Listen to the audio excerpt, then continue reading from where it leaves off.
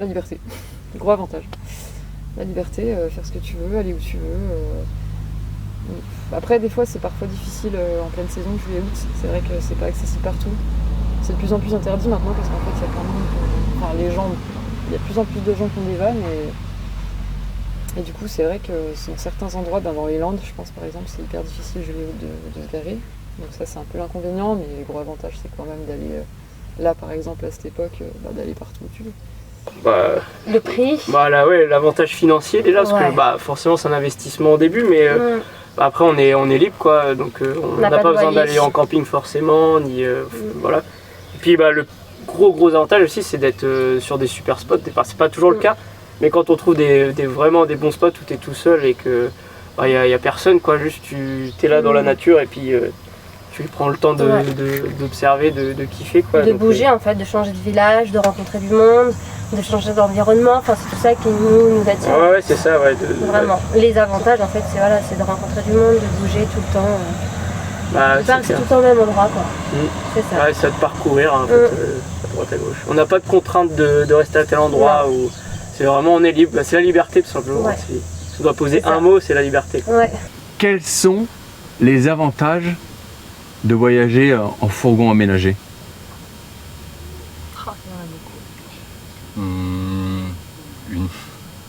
La mobilité, bah,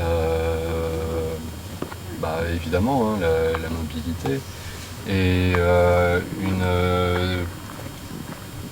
du coup c'est une liberté spatiale et une liberté économique. Spatiale parce qu'on dort où on veut, économique parce que nos charges étant restreintes, on est moins asservi à un rythme de travail régulier, notre mode de vie ne nous oblige pas à travailler tout au long de l'année. Donc c'est quand même une grosse liberté, disposer de son temps comme on le souhaite. Je pense que c'est une des plus grosses libertés auxquelles on peut vouloir prétendre, et la vie en van nous permet ça. La liberté.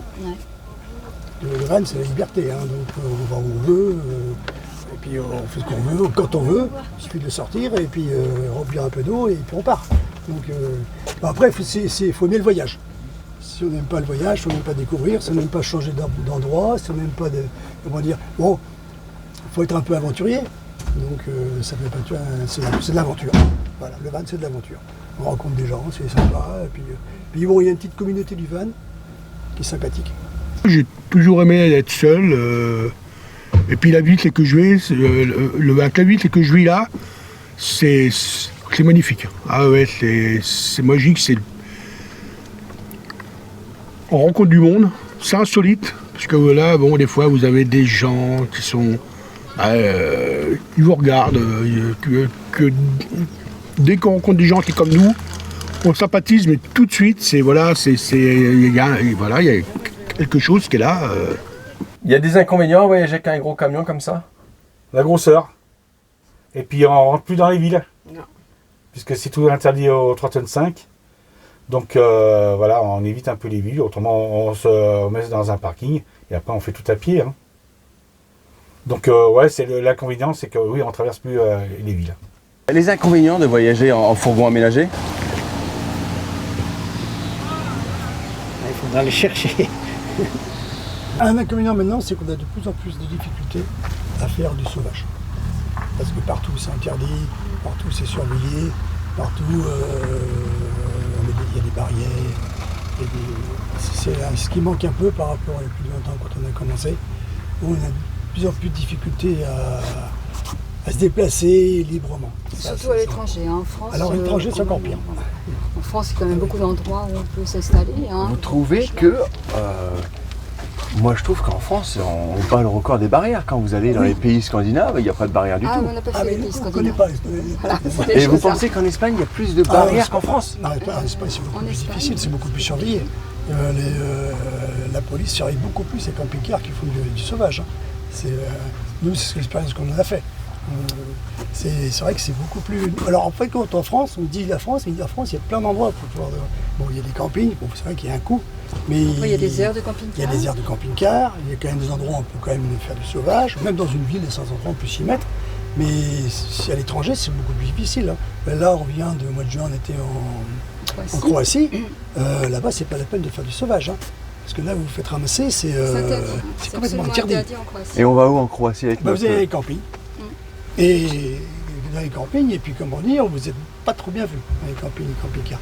Mais c'est vrai, c'est pour ça que l'expérience s'aperçoit que on a toujours tendance à critiquer notre belle France, mais il y a quand même, prenez en France, partout, vous pouvez vous le mettre. Et là, et si on peut s'y mettre, vous allez, il y a eu des petits campings peu chers partout. Les inconvénients de voyager avec un fourgon aménagé? Je dirais que c'est pas forcément la taille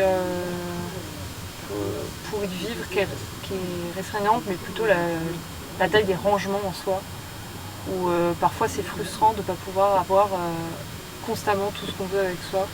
Mais avec celui-là, ça va mieux par rapport à celui-là. Oui.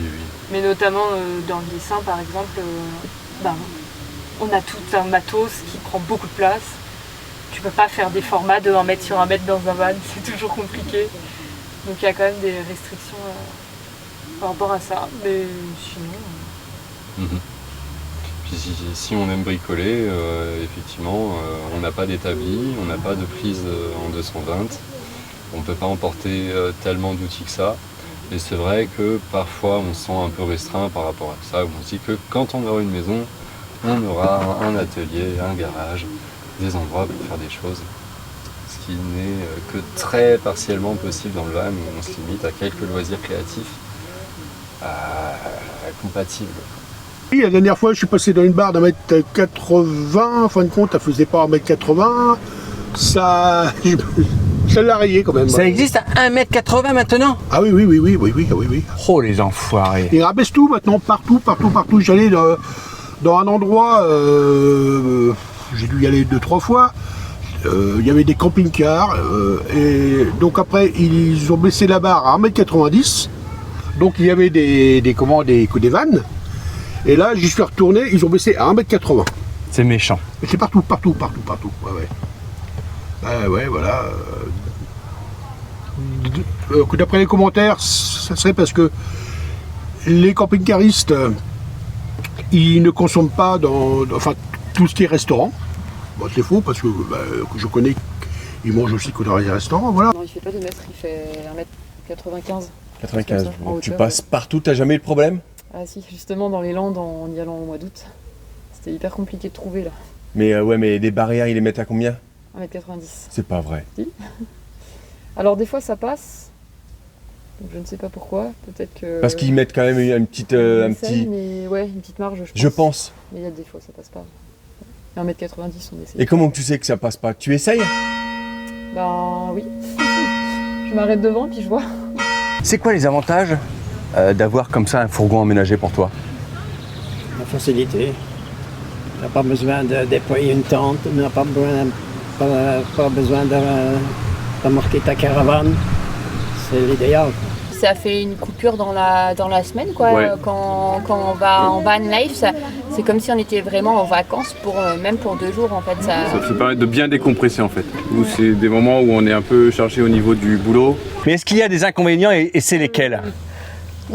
Quand nous on a des amis auxquels on est très proches et du coup là on les voit beaucoup moins et ça je dirais du coup des fois ça manque un petit peu de stabilité pour voir nos amis, nos proches ou là ça pourrait être un petit désavantage quand même. C'est ça, ou puis pareil tout simplement il faut aimer un peu, faut aimer prendre des douches froides dehors, ouais.